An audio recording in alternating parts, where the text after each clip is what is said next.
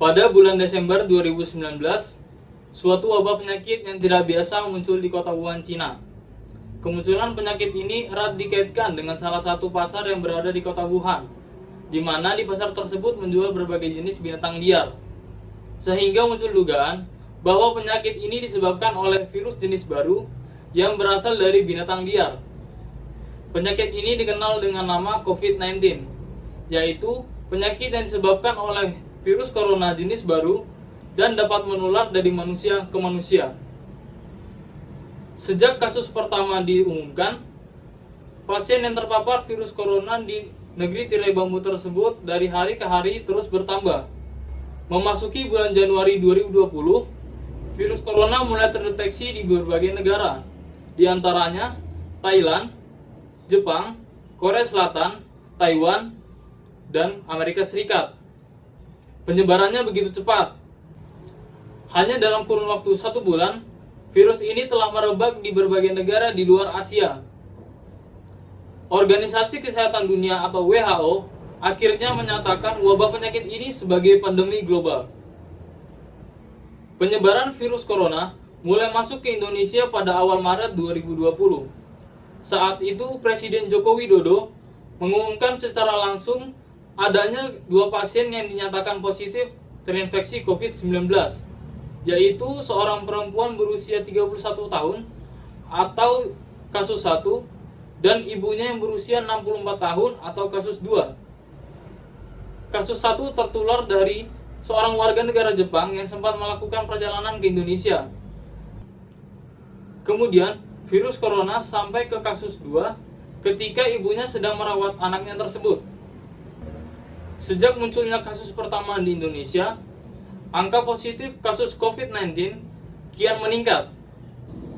Terhitung setelah 1 bulan virus corona masuk ke Indonesia, pasien yang dinyatakan positif sudah mencapai lebih dari 1.000 pasien. Munculnya PSBB di Indonesia, di mana Presiden Joko Widodo telah menetapkan status kedaruratan kesehatan masyarakat akibat pandemi corona atau COVID-19 yang mewabah di Indonesia. Pemerintah pun mengambil langkah untuk mengambil opsi pembatasan sosial berskala besar atau biasa disebut dengan PSBB yang sesuai dengan Undang-Undang Nomor 6 Tahun 2018 tentang Kekarantinaan Kesehatan. PSBB dipilih oleh pemerintah pusat sebagai salah satu upaya memerangi virus corona di Indonesia melalui sebuah rapat terbatas kabinet yang diadakan pada 31 Maret 2020. Pemerintah menjadikan PSBB sebagai mitigasi faktor risiko di wilayah tertentu pada saat terjadi kedaruratan kesehatan masyarakat. Jadi apa yang dimaksud dengan PSBB itu sendiri? Dalam Undang-Undang Nomor 6 Tahun 2018 tentang Kekarantinaan Kesehatan Pasal 59 Ayat 1 disebutkan PSBB merupakan bagian dari respon kedaruratan kesehatan masyarakat. Sedangkan Ayat 2 berbunyi PSBB bertujuan mencegah meluasnya penyebaran penyakit kedaruratan kesehatan masyarakat yang sedang terjadi antar orang di suatu wilayah tertentu. Adapun dalam pasal 3 diatur apa saja yang bisa dilakukan dalam PSBB, paling sedikit diantaranya itu peliburan sekolah dan tempat kerja, pembatasan kegiatan keagamaan dan atau serta pembatasan kegiatan di tempat atau fasilitas umum. Lalu disebutkan pula di pasal 4 bahwa PSBB berkoordinasi dan bekerja sama dengan berbagai pihak terkait sesuai dengan ketentuan dan peraturan perundang-undangan. Adapun beberapa kota yang menerapkan PSBB, yaitu yang pertama, Jakarta. Penerapan PSBB di Jakarta telah dilakukan sejak 10 April 2020 dalam rentang waktu selama 2 pekan dan berakhir pada tanggal 23 April 2020.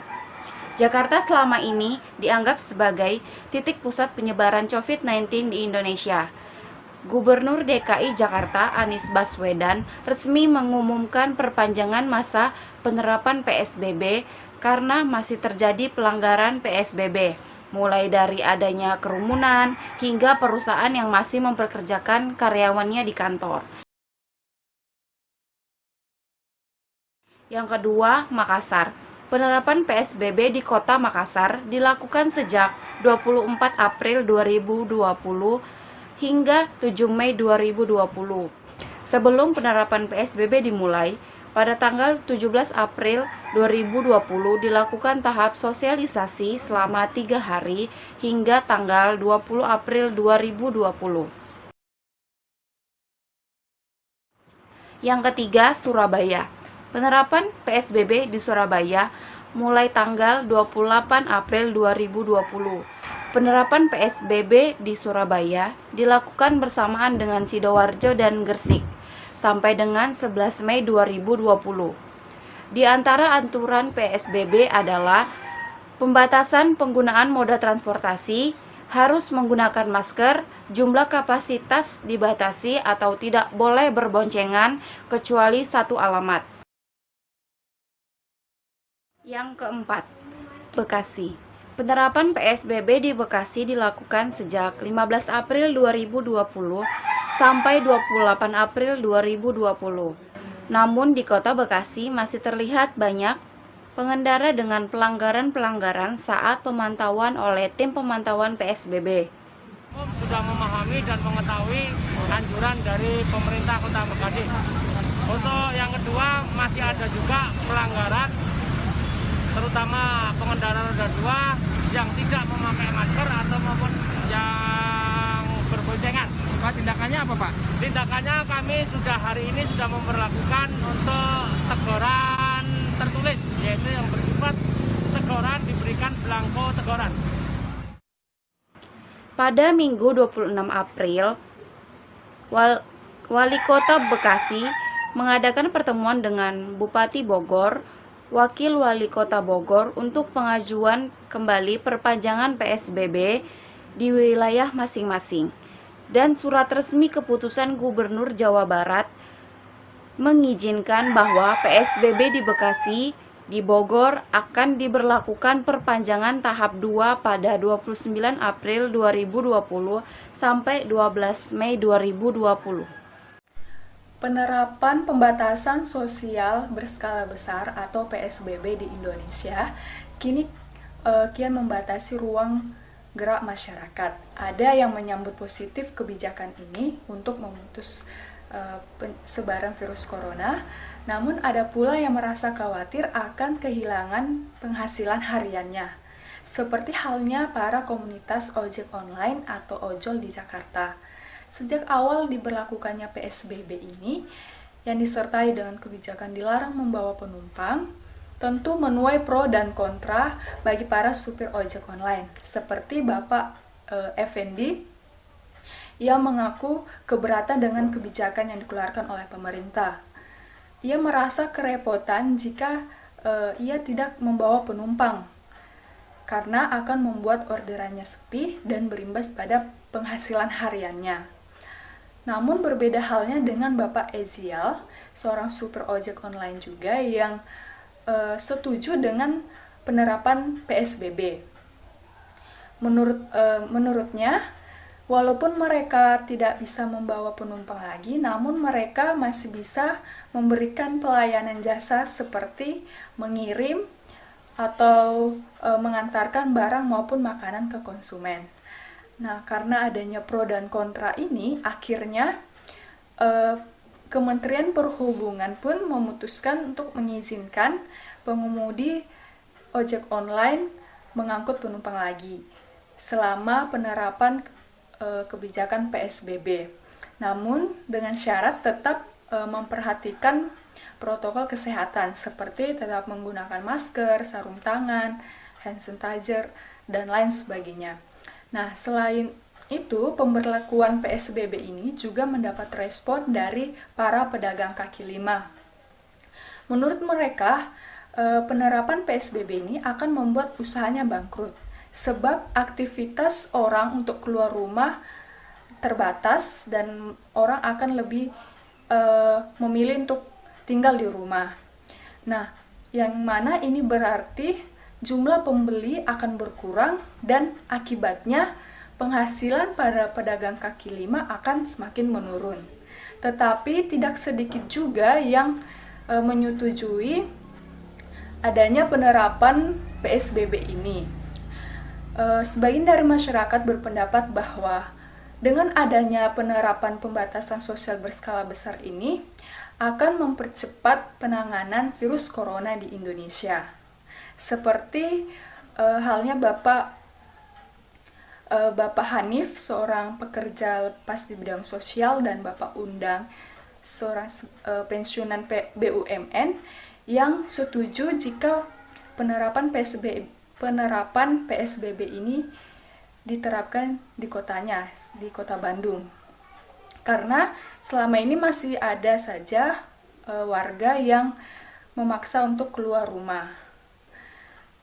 Nah, jadi dengan pemberlakuan pembatasan sosial berskala besar ini atau PSBB, masyarakat sangat mengharapkan bahwa agar pemerintah tetap memperhatikan kesejahteraan rakyatnya, khususnya menjamin kebutuhan pangan bagi warga yang berstatus sosial ekonomi menengah ke bawah. Oleh karena itu, bagi masyarakat Indonesia, kita harus yakin bahwa pemerintah mengambil keputusan yang terbaik untuk melindungi rakyatnya. Ikuti himbauan pemerintah, tetap stay di rumah, dan bagi pemerintah dalam menerapkan pembatasan sosial berskala besar, sebaiknya dilaksanakan secara adil dan merata ke seluruh Indonesia, serta tetap memperhatikan kesejahteraan hidup masyarakat. Penerapan PSBB itu tersendiri tidak hanya menuai pro dan kontra, tetapi juga menimbulkan dampak yang sangat signifikan baik dirasakan oleh masyarakat maupun pemerintahan. Dampak yang pertama yaitu banyaknya tempat usaha yang ditutup secara besar-besaran. Contohnya seperti Daihatsu yang menutup 65 dealernya di berbagai wilayah. Hal ini dilakukan untuk memutus rantai penyebaran COVID-19. Dampak yang kedua yaitu banyaknya pekerja yang menganggur dan mengalami penurunan penghasilan seperti ojol, pedagang kaki lima, dan para pengemudi taksi online. Dampak selanjutnya yaitu menurunnya penggunaan transportasi umum. Contohnya seperti di stasiun Bogor, di mana penggunaan kereta rel listrik mengalami penurunan sebesar 85%, yang tadinya hari biasa itu mencapai 10.000 penumpang. Karena ada penerapan PSBB itu tersendiri, masyarakat Bogor lebih memilih di rumah sehingga penumpang hanya mencapai 1.700 penumpang per harinya. Pada penggunaan bus, pada hari biasa, pihak pengelola menyediakan 10 bus, tetapi karena penerapan PSBB itu tersendiri, dikurangi hanya mencapai 2 bus saja. Dari beberapa dampak yang telah saya sampaikan, ada dampak positif dari penerapan PSBB itu tersendiri. Yang pertama, menurunnya polusi udara, dan yang kedua yaitu meningkatnya transaksi online, di mana kenaikan ini sebesar 20%. Selanjutnya, ini adalah dampak yang kita inginkan dari proses penerapan PSBB itu tersendiri, yaitu melambatnya penyebaran COVID-19 karena masyarakat lebih memilih untuk di rumah saja. Adanya wabah virus corona mempengaruhi pergerakan roda ekonomi di Indonesia semakin hari semakin melambat. Salah satu faktor wabah virus corona mudah menyebar di Indonesia karena Indonesia merupakan negara dengan sektor pariwisata. Sektor pariwisata sendiri di Indonesia merupakan salah satu faktor yang mempengaruhi pertumbuhan perekonomian di Indonesia dan memiliki kontribusi devisa terbesar kedua di Indonesia setelah devisa hasil ekspor kelapa sawit. Namun pada saat ini sektor pariwisata mengalami kelumpuhan sementara akibat semakin menurunnya daya beli karena pengunjung baik lokal maupun mancanegara semakin berkurang. Dengan adanya hal ini, penghasilan dan devisa yang dihasilkan dari sektor pariwisata mengalami penyusutan. Berdasarkan surat edaran pemerintah yang dikeluarkan pada bulan Maret 2020, segala kegiatan di dalam dan di luar ruangan yang terkait dengan sektor pariwisata dan ekonomi kreatif lainnya sementara waktu harus ditunda. Dengan adanya surat edaran ini mengakibatkan sektor pariwisata di Indonesia mengalami kelumpuhan sementara dan mengakibatkan jumlah pengangguran semakin meningkat, mengingat sektor pariwisata di Indonesia merupakan salah satu wadah yang memberikan lapangan pekerjaan bagi para masyarakat yang berada di sekitar tempat wisata. Bukan hanya dari sektor pariwisata yang mengalami kelumpuhan sementara, namun para karyawan dari berbagai perusahaan lainnya juga ikut merasakan adanya dampak wabah virus corona ini. Mereka yang biasanya bekerja di luar rumah hingga saat ini masih dihimbau untuk bisa bekerja dari rumah. Selain itu, para karyawan juga banyak yang mengalami pemberhentian hak kerja atau PHK yang dikarenakan ketidakmungkinan mereka untuk melakukan pekerjaan dari rumah karena kebergantungan mereka terhadap alat produksi yang hanya dimiliki di tempat produksi tersebut. Selain itu, pedagang kaki lima, pedagang pasar, bahkan pengemudi ojek online juga ikut merasakan adanya dampak wabah virus corona ini. Mereka merasakan daya beli masyarakat yang semakin menurun dengan adanya himbauan social distancing and physical distancing. Dan mereka kebanyakan menganggap pendapatan mereka bisa turun hingga 50%. Seperti yang sudah kita ketahui bahwa banyak tempat kerja yang harus ditutup sementara akibat dampak dari COVID-19. Ada mal, pasar, serta tempat pariwisata yang harus ditutup sementara agar pandemi COVID-19 ini tidak menyebar luas. Akibatnya, banyak pekerja yang harus dirumahkan akibat tempat bekerja mereka ditutup sementara. Otomatis, mereka para pekerja tidak memiliki penghasilan selama tempat bekerja mereka masih ditutup.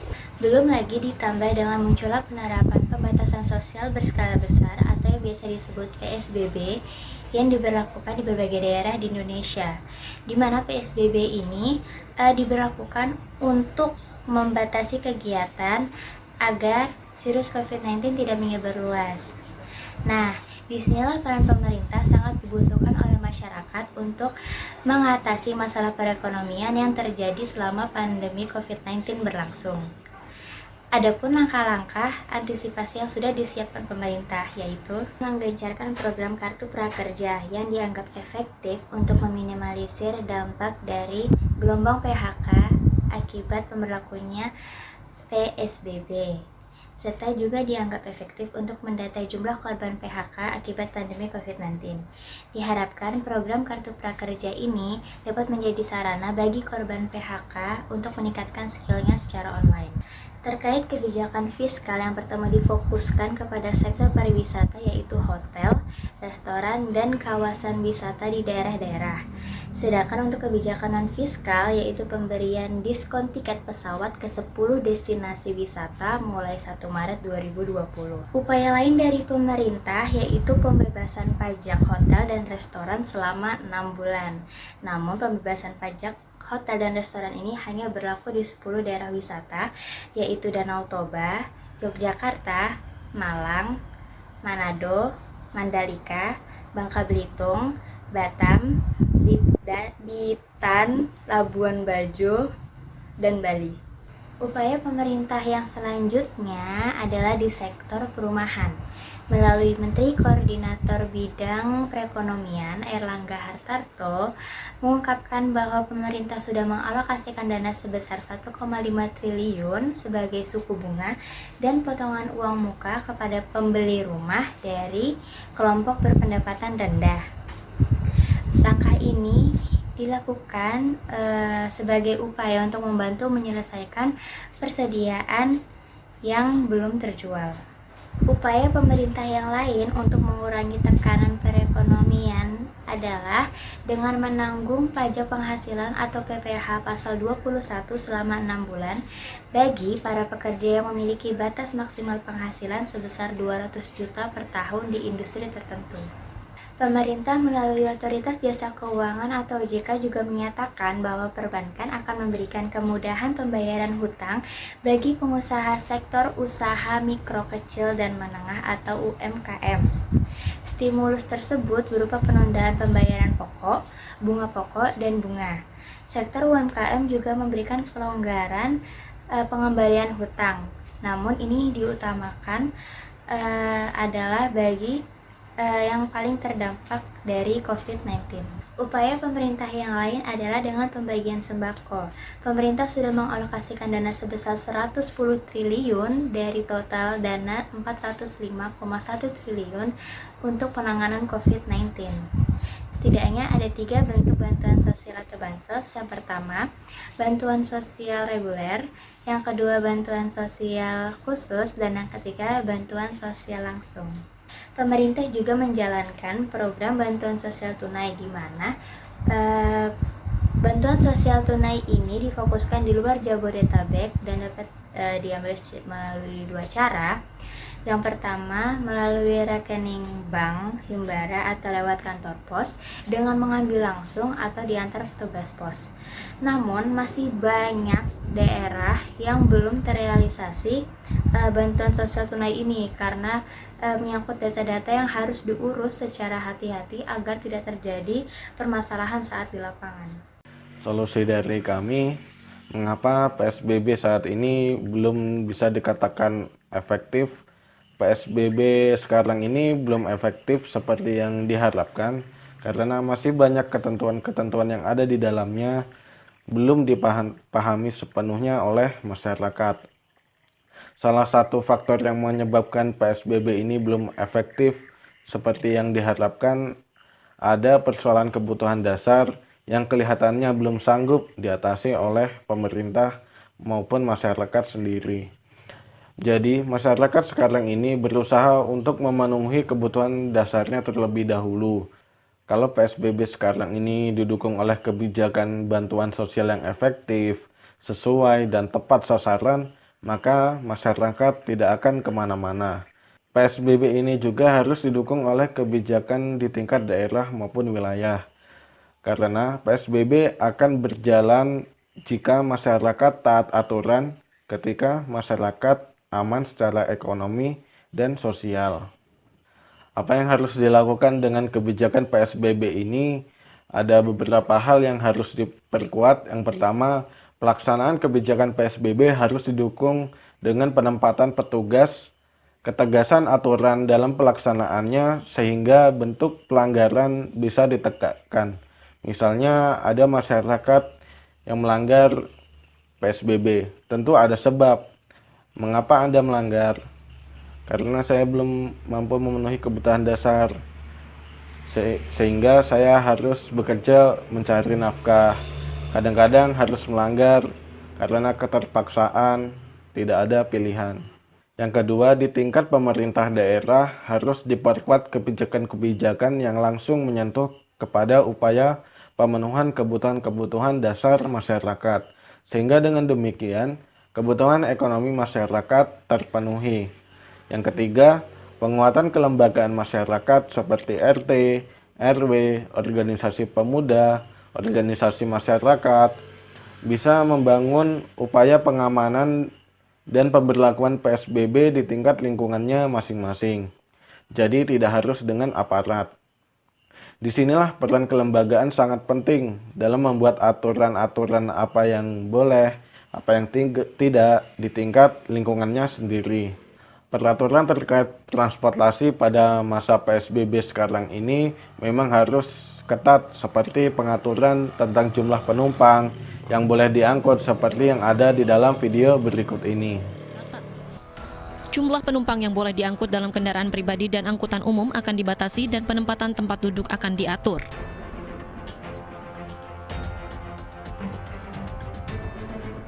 Pembatasan pada angkutan umum moda raya terpadu atau MRT dalam satu rangkaian kereta hanya boleh mengangkut 60 orang. Sedangkan angkutan lintas raya terpadu atau LRT tidak boleh lebih dari 30 orang dalam satu rangkaian kereta. Transjakarta dengan kategori single bus dibatasi menjadi 30 orang per bus. Sementara Transjakarta dengan kategori articulate bus yang berkapasitas 120 orang dibatasi menjadi 60 orang. Taksi hanya boleh mengangkut 2 penumpang dan bajai hanya boleh mengangkut 1 penumpang. Aplikasi ojek online juga telah menonaktifkan sementara layanan antar penumpang. Pengguna hanya bisa mengakses layanan pengantaran barang dan makanan, sementara kapal Kepulauan Seribu hanya beroperasi seminggu sekali. Untuk mobil penumpang kendaraan pribadi kategori sedan dengan kapasitas 4 penumpang hanya boleh mengangkut 3 penumpang dengan aturan 1 pengemudi dan 2 penumpang di belakang. Sementara mobil bukan sedan dengan kapasitas 7 penumpang hanya boleh mengangkut 4 penumpang dengan 1 pengemudi, 2 di tengah dan 1 di belakang. Kemudian untuk sepeda motor pribadi masih boleh berboncengan namun wajib menggunakan masker, sarung tangan, dan helm. Tim Liputan iNews melaporkan. Pertanyaan dan tantangannya adalah terletak pada pengawasannya. Pengawasan terhadap kebijakan ini harus ditegaskan. Kemudian juga mengingatkan kembali tentang sosialisasi suhu badan, pola hidup sehat, menjaga jarak, bahkan harus ada petugas yang terus mengingatkan. Tanpa adanya kesadaran, tanpa adanya kedisiplinan, peraturan PSBB ini tidak akan berhasil. Oleh karena itu, mari kita tingkatkan kesadaran dan kedisiplinan. Semoga pandemi COVID-19 ini cepat berakhir. Inilah sedikit pesan dari kami.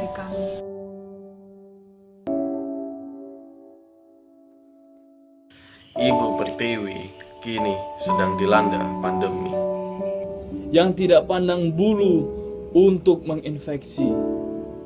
Seluruh penghuni Ibu Pertiwi Merasakan betapa sakitnya bertahan. Namun, masihkah ada harapan? Tentu ada, Mari kita berjuang bersama. agar Ibu Pertiwi kembali ceria. Dan penghuninya kembali bahagia. Bersama-sama berjuang. Dengan penuh semangat. Semangat. Semangat. semangat. Semangat! Semangat, semangat.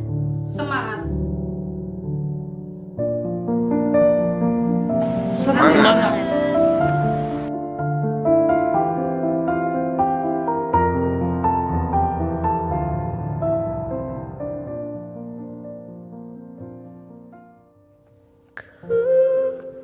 Lihat Ibu Pertiwi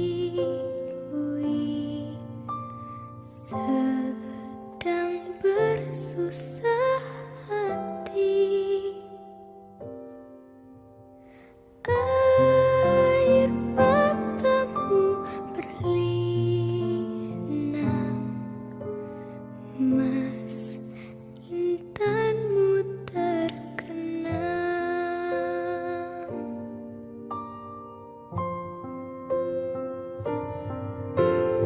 Hutan, gunung, sawah, lautan, simpanan kekayaan. Kini Ibu sedang susah merintih dan berdoa.